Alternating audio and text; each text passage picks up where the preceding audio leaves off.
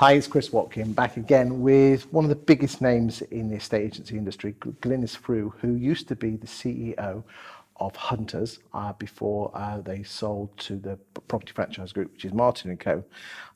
Glynis, thank you for joining me today. Wow, thank you for inviting me. Oh, honestly, the pleasure is all mine. I would like to talk to you about your journey in estate agency, the ups and the downs, the trials and tribulations, from starting, coming on board with Hunters in the early days to growing up to being one of the biggest standalone estate agency brands in the UK. Honestly, I've looked at the numbers nationally. You are big in the game. To a point where you decided to sell but still be involved after this sale to Property Franchise Group as training and development director for the Property Franchise Group, which is Martin & Co. And all their subsidiary brands. So what I want to do is go back in time and, when you grew up, when you were delivering milk as a child, because I know you said in the car that's what you did. Yeah. I had to wash up pots at the family butchers, but did you crave wanting to be an estate agent?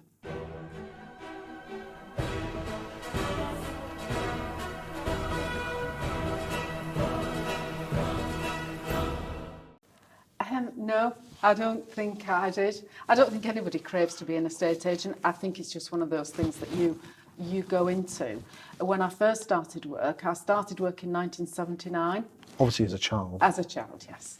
And I worked for United Biscuits, and I worked on their food division. And Did you go straight from school, or did you go to university? No, I went to university. What course did you do? I did politics and history. Oh, interesting. Yes, at Manchester. Okay. Yeah. What made you want to read those? Well, because at one stage, I think I probably thought I would be a good politician. Okay. Kind of runs in the family though, doesn't it? Yeah. I don't know if anyone knows, but Glynis and Kevin Hollinrake are brother and sister. I only just found that out today. I didn't know that. There you go. Yeah. So he should have gone on the course, really, shouldn't he? He should, yes. But anyway, once I'd finished the study, and I thought, oh, no, I'd rather do something practical. And in fairness, I needed money. I'd got no money. So that's how I ended up in sales, because I didn't dream from being a child delivering milk that I would be a salesperson either. So I ended up in sales. So who did you go and work for initially out of university then? It was United Biscuits, but it was the food division, so it was KP Foods. So it was KP Nuts, which then their advert was the Lovable Nut, and it was KP Crisps. I loved crisps. So I think, as you can tell, I'm a bit of a connoisseur myself. So what were you doing? Were you going as a graduate, almost as a sales role, going out, selling to supermarkets and things like that? Is that what your job was? Yes. Or? So yes, I sold to supermarkets. I was given a territory up in Middlesbrough, and most of my life I'd lived in York or just outside York. Okay. I had no idea where I was going. I couldn't read a map, but that's how I found, the beauty of asking questions. And so I used to, I got quite friendly with people, and I got to one shop, and then they'd tell me how to get to another, and that's how it all started. And you make a lot of mistakes when you're first in sales. Did you enjoy it? I did, actually. It taught me a lot. What else did it teach you? It taught me about the techniques of selling, but it taught me an awful lot about people more than anything else. And I loved it. What important lessons about people have you learnt that have really stood you well over the time? I think the biggest one is don't make assumptions. Okay. I mean, I've got so many different stories that I could tell about different assumptions that I made. Go on, regale us with one. Well, I'd progressed a bit, and I was a trainer, and I was training this person in the car, to go how to be a salesperson, yes. And I've got to say, she was getting on my nerves a bit, because she wasn't sort of getting on with it the way that I wanted her to get on with it to close the deal and get the sale. So I said to her, look, I'm going to go into this call now. I think I know this, I've met him once before, and I'm going to show you how to give something away but get something back. So I go into the call, and everything's going swimmingly well. And then I've said to him, and so as part of the deal, I'd like to ask for this, but I want to give you this, which is a recipe book for you or your wife. Now, I would never, under normal circumstances, have said that. And as soon as I said your wife, I thought, I haven't seen his wedding ring. And he said, love, my wife left me 12 years ago and ran away with my best friend. If you think I'm phoning her up now to give her a bloody calendar, I'm not. And so, you know, that was the assumption that he was married. That was, you know, it was all those different kinds of things. And the assumption that when I was training this particular person, that actually I knew considerably better and more than she did.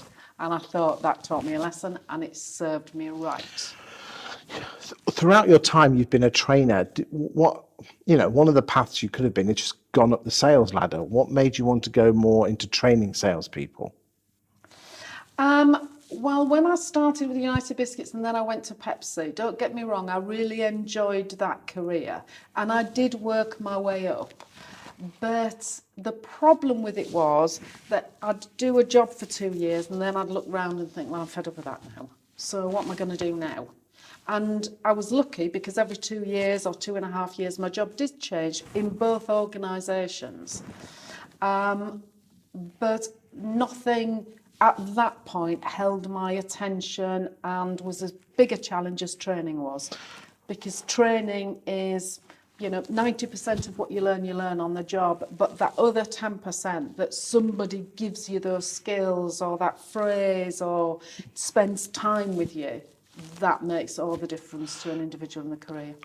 So what you're saying is you could have gone up the ladder, but you were getting bored of it. I mean, there's valuers watching this who look at the ladder, which is, you know, area manager, you know, divisional director and all the way up. That doesn't have to be the only path. Definitely not. But if you think about it, you ended up in a roundabout way, you know, running Hunters, which is an absolutely massive network of you know, over 100 branches.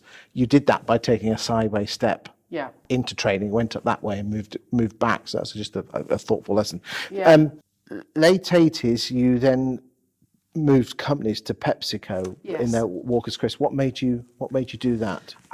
Well, I think I got a bit fed up with the boss that I was working for, as most people do when they start to move elsewhere. And also, you know, my ego was flattered because somebody asked me, would I go and join them?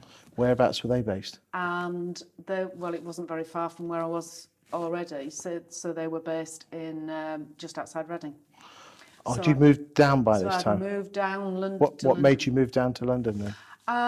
Well, I got divorced from my first husband. Okay, sorry to hear that. And I just thought, okay, we're just going to have a change here. So that was when I was still with United Biscuits, and I thought I'm going to make a new life for myself. I didn't know anybody.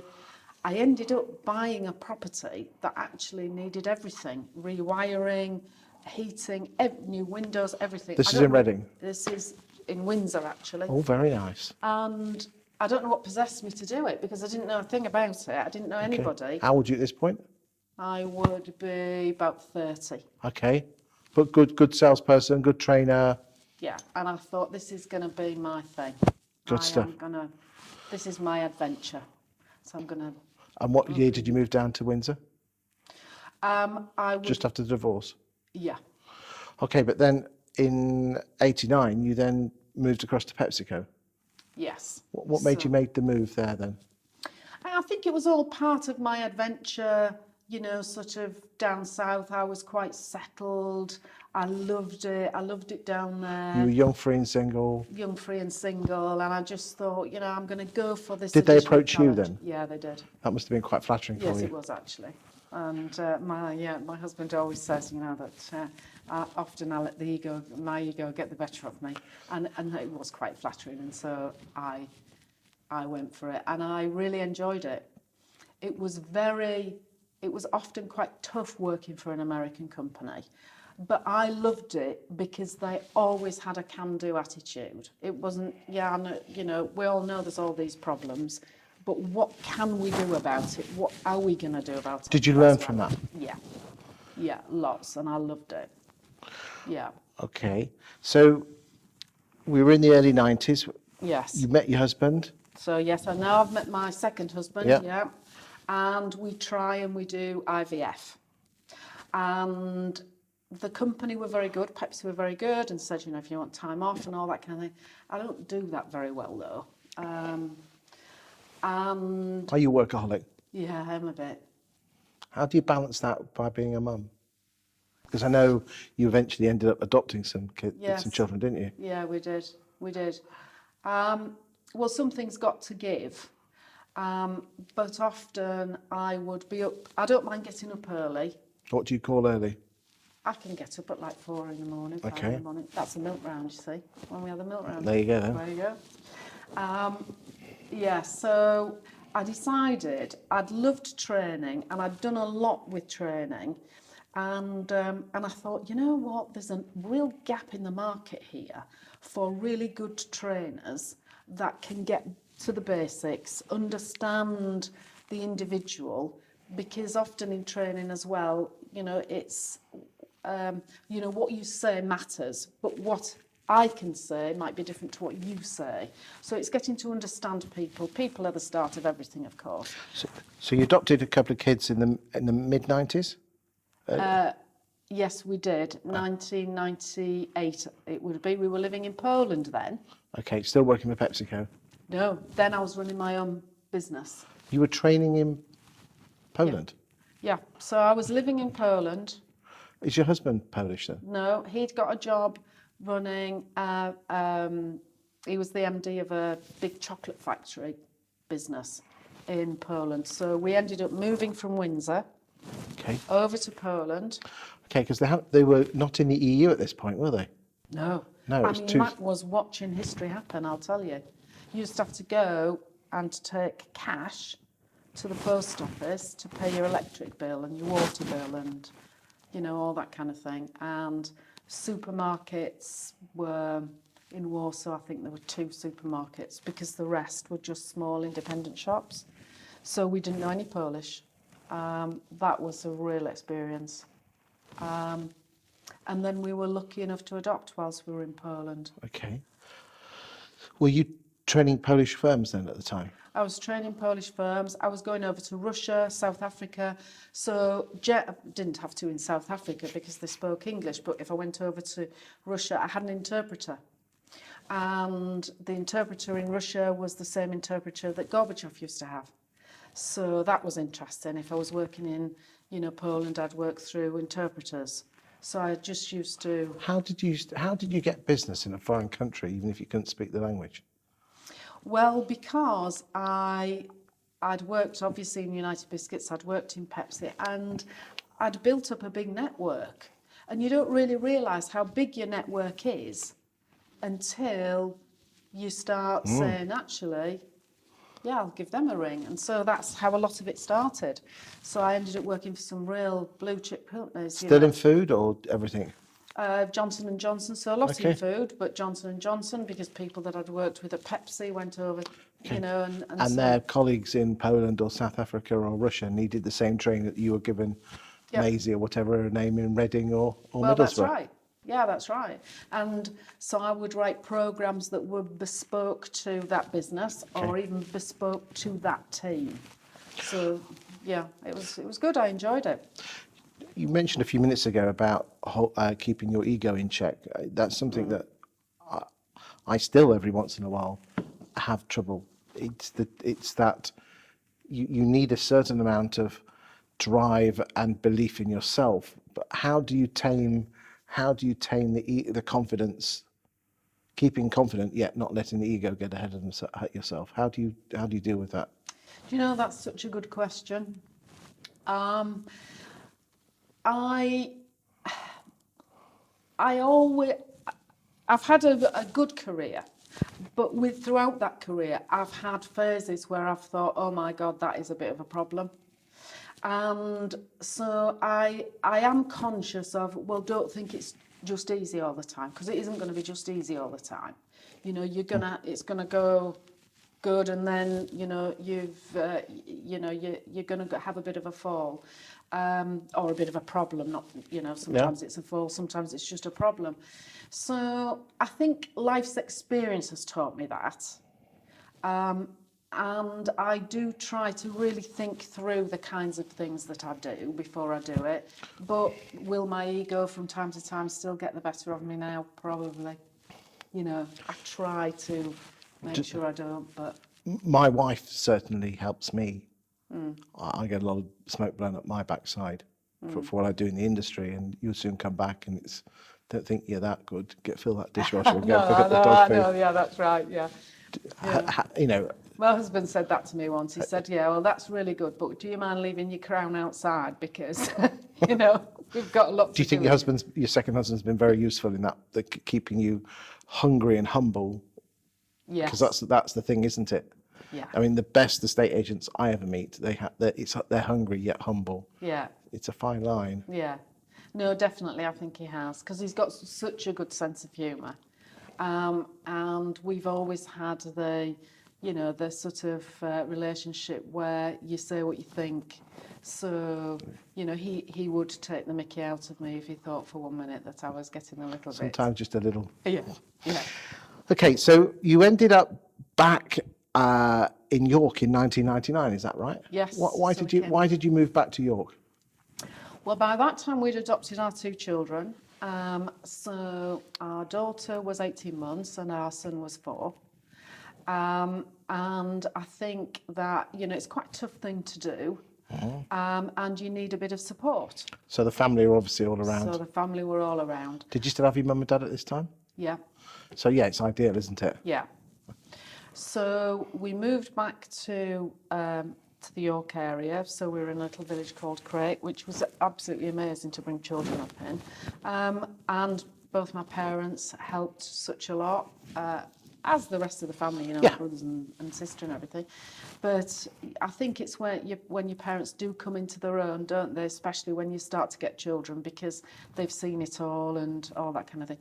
So that's how it started. And talking about your ego getting the better of you, see, I had imagined that once I got children, because we'd spent such a long time waiting for children or trying to have children, I thought, that's it, I'll be a stay-at-home mother.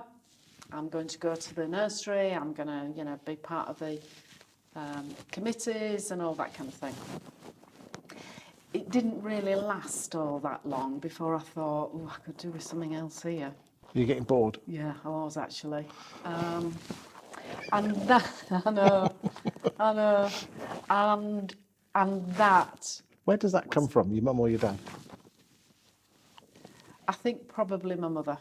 Okay. I think my mother was the same. And she stayed at home for quite a while, but then she took up a job at the same time when I started in 79, actually, and that became a very big job. So I was really grateful that what I could do is I could put some of those skills that I'd learnt in HR and training and just do them, you know, a bit part-time for Hunters, the estate agent. That's how it all started. Because Kevin Hollinrake, I only just found out today, your brother, so asked your sister, because obviously he trusts you, to come in and do a bit of HR and a bit of training. Yeah, that's how it all started. Did you love it to start with? I did. I'll tell you, I did think when I first went into it, gosh, this is very male-orientated, this industry. Yeah, it is. And I wasn't actually used to that. When I'd started in United Biscuits in 79, that was very male-orientated. But over the years, that had changed. You know, if you got every single estate agent in, like, Wembley, I'd say 80% of them will be women, because it's your negs and your property managers. But it's almost like the men seem to be at the top. Yeah. I mean, we're going to do a separate video about that. I know you have some very strong views on that, which I know you boys and girls in estate agency land, I think you'll love it. But more of that later. Right. So you started doing some training. Well, just before we go on and talk about that, what did you learn? What was the biggest thing your father taught you? My father was an amazing person. He was very humble, but very great. And the biggest thing that he taught me was integrity. You've got to have integrity, and you've got to do right by other people as well as by yourself. So drive from your mother, humbleness from your father. Hungry yet humble. Yeah. Couldn't have asked for a better upbringing, could you? No. No, definitely Okay. not. No. So, first few years with Hunters went really well. What then happened? So as the children started to go to school more, I took on more and more responsibility. And then I went into area, which at first, was covering HR and training, which I couldn't, I knew very, very well. Although you're still learning, because obviously you've got to tailor that to that situation and that team and that market. But then I started to get into other areas which I didn't know anything about.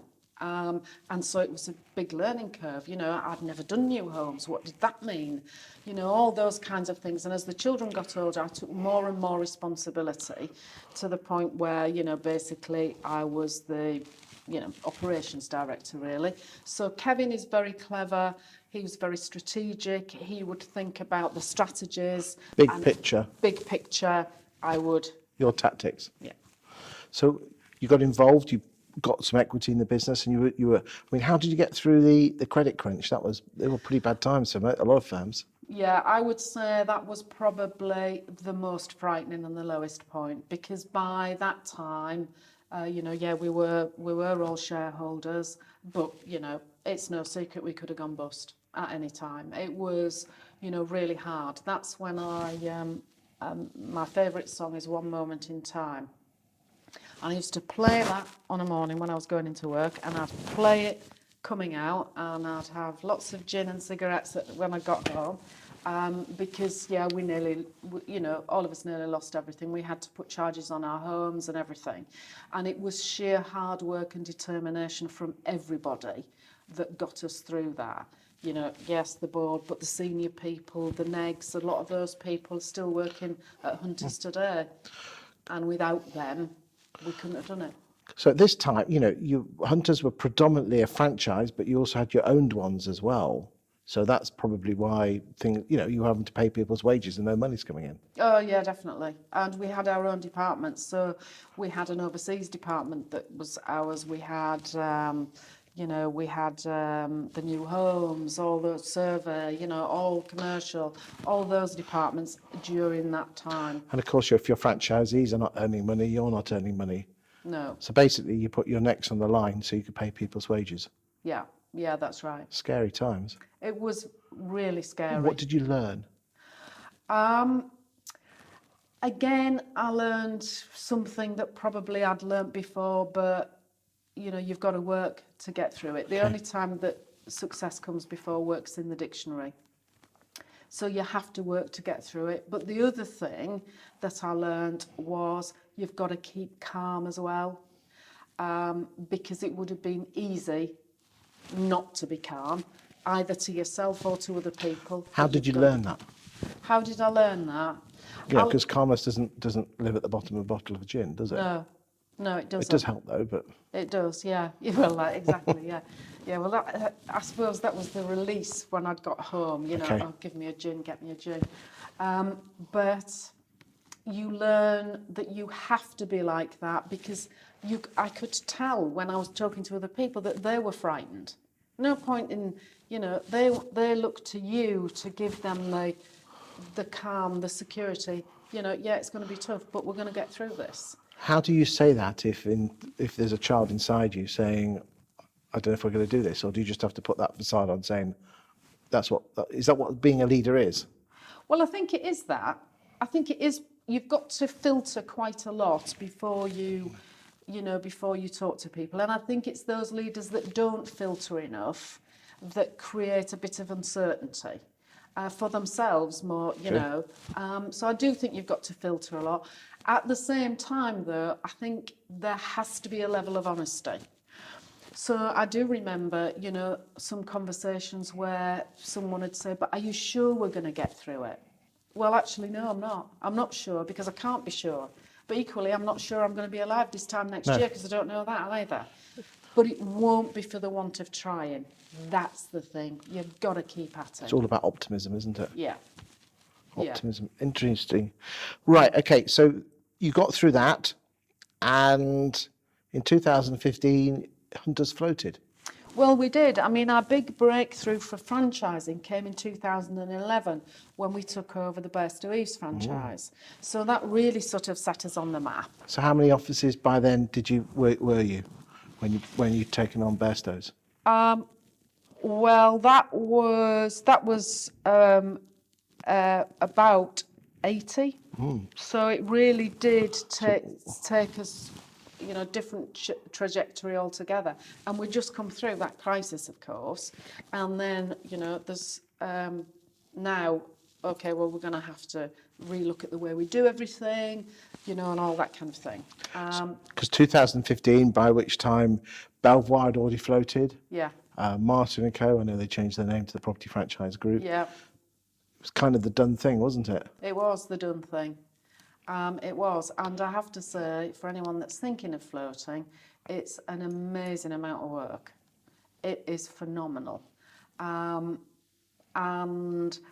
that was what, we wanted to do. That was how we saw our path going forward.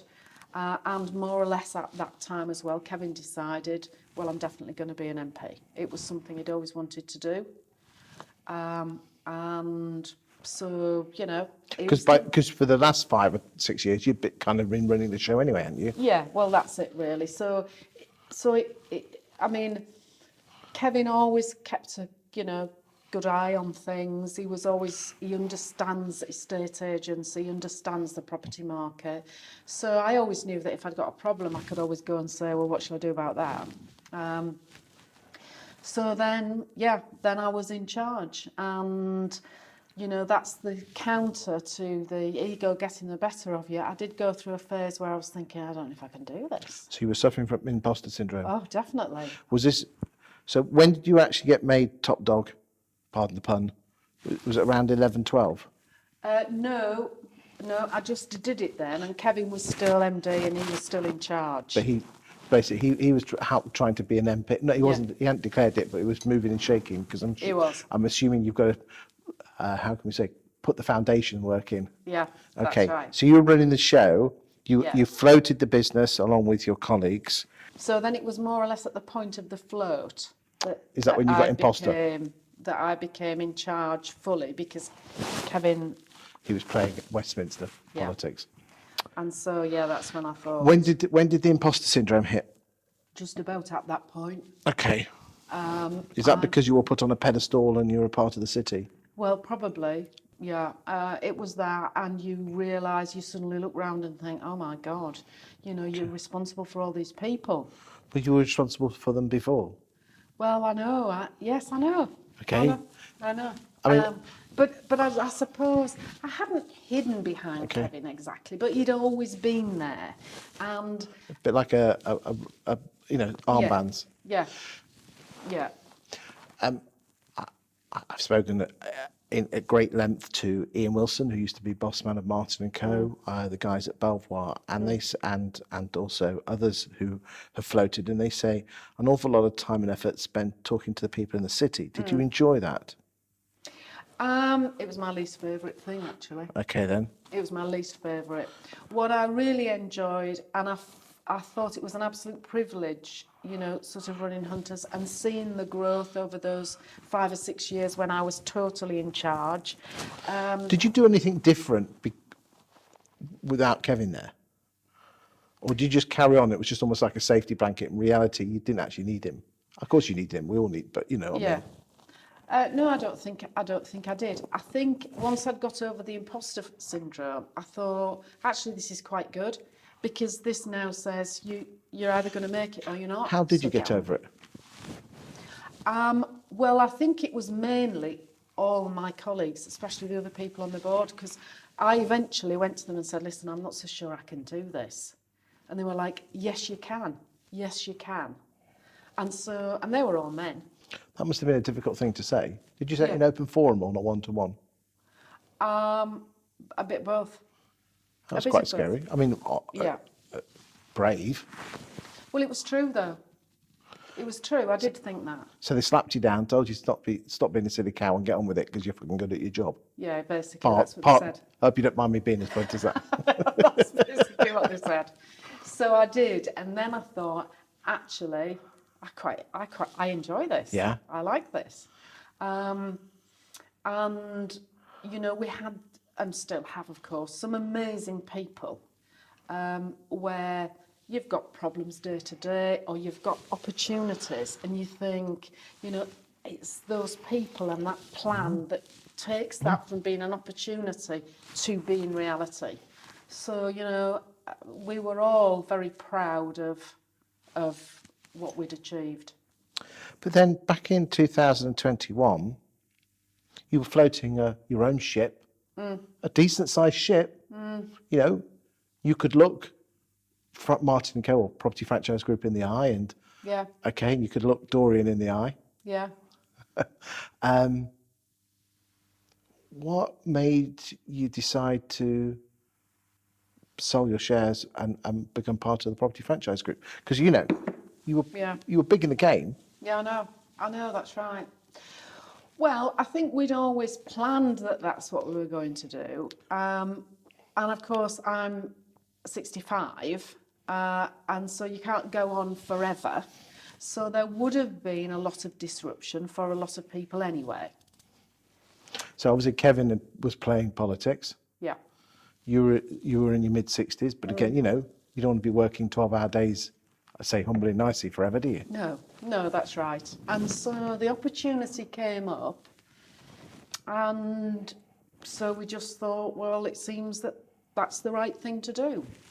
Because running a franchise is not like running a corporate. It's very similar, but it's not the same. Because you can't tell people what to do. It's their businesses as well. It is. And you've got to be very mindful of the fact it is their business and you are dealing with entrepreneurs. And, you know, so then it just seemed the right time. Decent people. I mean, Gareth runs a good ship. Yeah. And yeah, I can see why you guys got into bed with them. Decent people. Yeah. So what's it been like now? You took, after that, you decided not to be responsible for the Martin & Co section because Property Franchise Group has different directors for different strands. You've decided to become the training and development director for the whole group. Yes. Going back to your roots. Going back to my roots. I know, that's right. I mean, I've always been very passionate about training, and I can still, you know, sort of remember now the first training courses that I went on. I was very lucky in United Biscuits and in Pepsi to have some really good training, and I believe that that's really important for people. I mean, if you think about it, you evolved into training from sales. Yeah. You then went to become head of sales, basically running the show in a state agency, but now you've come back full circle, back to your love, which is training and development. Yeah. And I think a lot of my work when I was a CEO as well was about developing people into the next roles, you know, and all that kind of thing. But I really love training and development. I think it's so important. Now, I know you're part of the Home Buying and Selling Group, which is a voluntary organisation put together with Kate Faulkner at the front and about 150 people in the industry trying to make the house buying and selling process quicker and easier and simpler using technology and other things. And I know we're going to do a separate video on that. Is that where your passion is at the moment? Being the training and development person, but also trying to change the industry by that being part of the group? Yes, it is. And I try to focus on those two things. I think that, and going back to the facts, you know, when we're saying just before about, you know, most estate agents are individual entrepreneurs, you know, they cannot cope, a business cannot cope with how long it's taking now to go from offer to completion. I think the average is 19 weeks. I mean, when I were a lad, it was 12 weeks, and that was considered a long time. I know, exactly. So businesses, you know, small businesses make the world go around, as you and I know. And small businesses can't cope with that, but also neither can the customer. You know, I mean, you listen to some and you can understand why some get really annoyed. And of course, it's usually the estate agent's fault, and if it's not, well, it must be the conveyancer. But definitely, we have got to do something for all stakeholders in the industry, you know, to sort this out. Well, we're going to talk about that in a separate video. Okay. Thank you for your time today, Glynis. It's been absolutely inspirational, and I hope you boys and girls in estate agency land have learned a lot from it. We're going to do some standalone videos now talking about how women, especially part-time women, can be successful estate agents whilst running a household. And we're going to talk about the home buying and selling group on how to get the time down from sale agreed to exchange much quicker, and some other interesting topics. But we'll put those on the YouTube channel. You can have a look at those. Thank you for your time today. You've been Thanks. inspirational. No, thank you very much. Thank you. I really enjoyed it. Thank you.